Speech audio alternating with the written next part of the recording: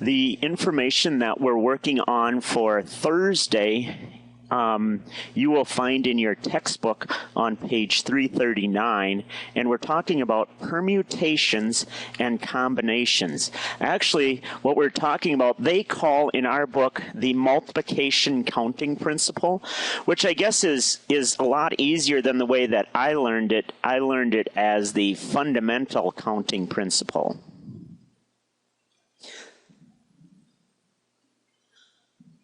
So that's what I would write as the title of my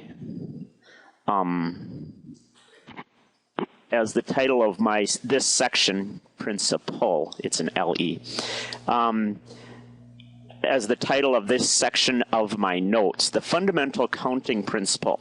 Let's say that we had a certain thing that was, the probability was 0.6.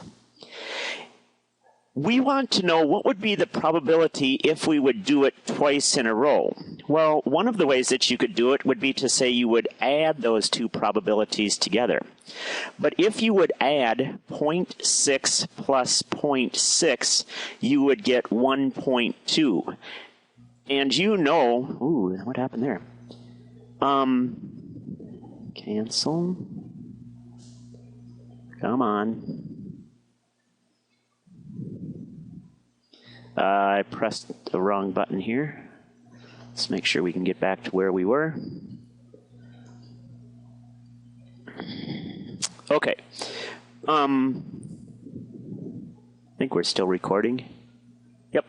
0.6 plus 0.6. We would get 1.2. And you know that that would violate our quality control, because quality control says that probability is between 0 and 1. 1.2 is not between that. So that's why your textbook doesn't call it the fundamental counting principle. It calls it the multiplication counting principle. Okay, so let's go through what the multiplication counting principle tells us. Well, here's what it tells us. If we have two things happening in a row, the probability is found by multiplying those two together. So let's say we have the probability of two heads in a row. The probability of two heads in a row is 0.5. That's the probability for the first head, times 0.5, which would be 0.25. So the probability of getting two heads in a row is 0.5 times 0.5. Now, one of the things that you had to do for your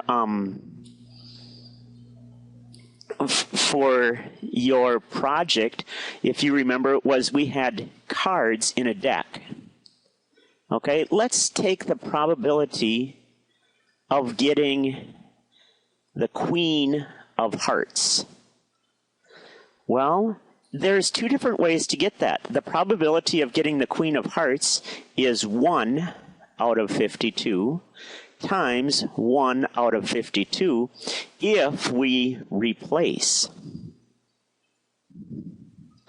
The probability of getting, let's take a queen instead of the Queen of Hearts. Since if we don't replace, and you get the Queen of Hearts on the first try, you aren't going to get the Queen of Hearts on the second try.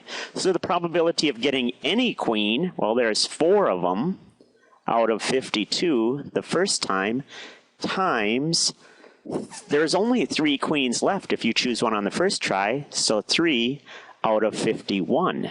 So the multiplication counting principle would be 4 over 52 times 3 over 51. Now, that all leads to, in probability, it leads to a very important mathematical principle, and that's called the factorial principle. How does that work? Well, let's take a deck of 52 cards. How many ways can we select 5 of those 52 cards? It'll be 52 times 51 times 50 times 49 times 48. Well, there's a key on your calculator called the factorial key. Now, I'm not sure where your factorial key is, but I can show you where it is on my calculator, and it's this key right here. So if I press, let's say 3 factorial, so I would press 3 shift factorial, and it looks like an exclamation mark, and it comes out to be 6, because 3 factorial is 3 times 2 times 1, which is 6. Okay? So that factorial button is very useful. It would help us figure out how to draw 5 cards from our deck. But there's an even better principle, and that is the permutation and combination principle. A permutation is an arrangement. I'm on page 340 of our textbook. A permutation is an arrangement of items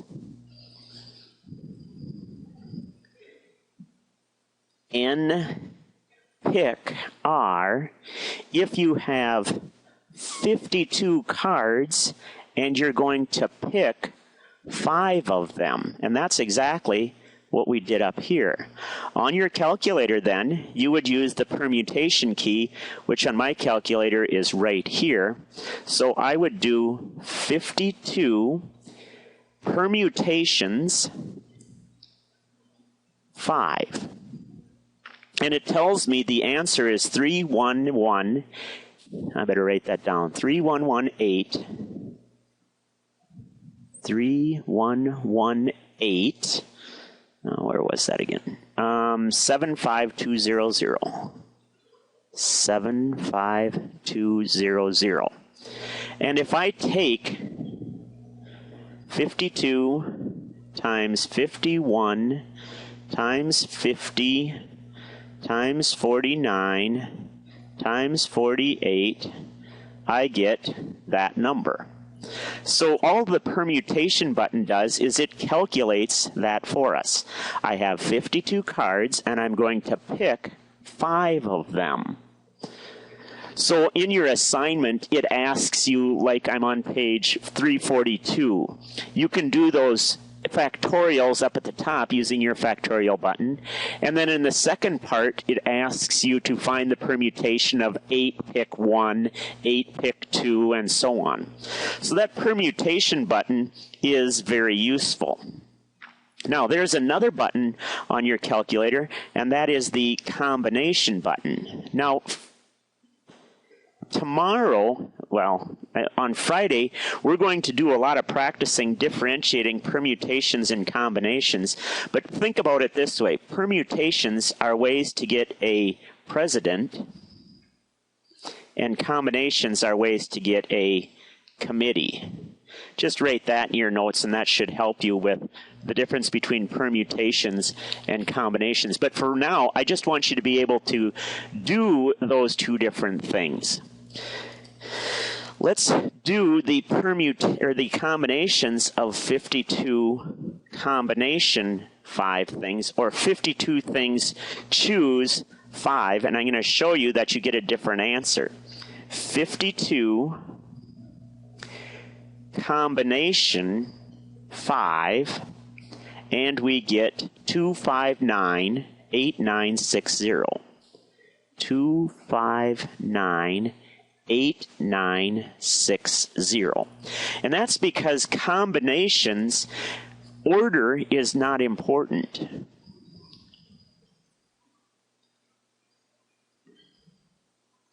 We're going to learn more about that when we study tomorrow. But for now, just know that for a combination, order is not important. In other words, it doesn't matter whether the 52 is first, the 51 is first, the 50 is first, the 49 is first, or the 48 is first. So in other words, really what we need to do is to take this right here, this number here, 318,75200, and divide it by, let's see, 311875200, and divide it by our combination 2598960, and we get 120. And 120 is 5 factorial. In other words, basically what we did is we took these numbers and we divided by how many ways 52 can be. Well, 52 could be first, or 51 could be first, or 50 could be first, or 49 could be first, or 48. So we would have 5 different cards that could be first, 4 different cards that could be second, 3 third, 2 fourth, and 1 last. And when you multiply that together, you get 120. So in your book, it shows you that a permutation mathematically of n choose R, a permutation is found by taking n factorial over n minus R factorial. Oops, I put the factorial thing on the inside. Sorry about that. The combination of n combination R is n factorial over n minus R factorial and R factorial. Okay, so in the first case, we had 52 factorial over 52 minus 5 is 47 factorial. In the second case, we had 52 factorial over 47 factorial and 5 factorial. Well, look at this. 52 factorial is 52 times 51 times 50 times 49 times 48 times 47 factorial over 47 factorial. These cancel, and this right here, 52, 51, is what we had written right up here, 52 times 51 times 50 times 49 times 48. Same thing is true for this second one. 52 factorial over 47 factorial, we already know is 52 times 51 times 50 times 49 times 48 over 5 factorial. So let's do it. Fraction key. 52 times 51 times 50 times 49 times 48 over 5 factorial is 2598960. Just what we wrote right there. We're going to do some more practice, but for now, you have all of the information that you need in order to do those problems from 1 through 28, so that when we get to class tomorrow, you should be able to zip right through those. What I'd like to do for the rest of this video, now let's see how much time we've used so far. We're at 13 minutes. I would like to go to our, where is it? To our empirical probability video, or information, that one that I shared with you before, and I'd like to show you some stuff that I would like you. Ooh, Tristan and Seth, way to go. Made theirs pretty fancy dance. We like that. All right, here's one thing that I did. Where did it go? I thought that I had my chart on here. Wonder what happened to my chart. Did somebody erase it? Oh well, I'll put it back up there. I would like to show you a chart that, oops, I have to get the data first. Sorry about that. I want to show you a chart of the probabilities that of your selections. Man, this is a long chart here. This is taking forever.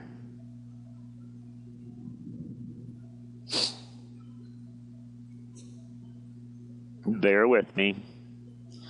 Must be getting close to the bottom.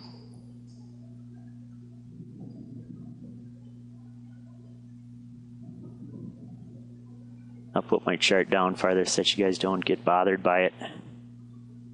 Oh, there it is. Chart 1. Yeah, here it is. I'm sorry, I see it now. This is the chart that I made of the probabilities of getting a head for the whole class. And if you notice, at the very beginning, it was very wobbly. It went anywhere from 0 probability past 0.6. But as we went farther and farther along, the line had fewer and fewer fluctuations. And by the time you get out here, I don't know how many we are out, but it's got to be a couple hundred. We're close to 0.50. So what that's telling us is that the probability, the experimental probability, approaches the theoretical probability. And that's a very important concept for you to know, because the probability experimental approaches the probability theoretical as the number of trials increases.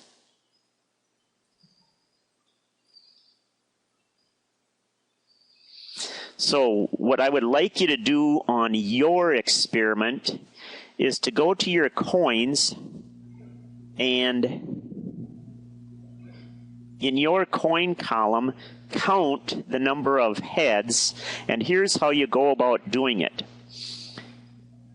I wrote it in my column, so that'll help you, but it says count if. So you type an equal sign, that turns on Google Docs calculator, equals count if, and then you write what the area that you want to count from, and I'm counting from F3 to F52, because that's my row.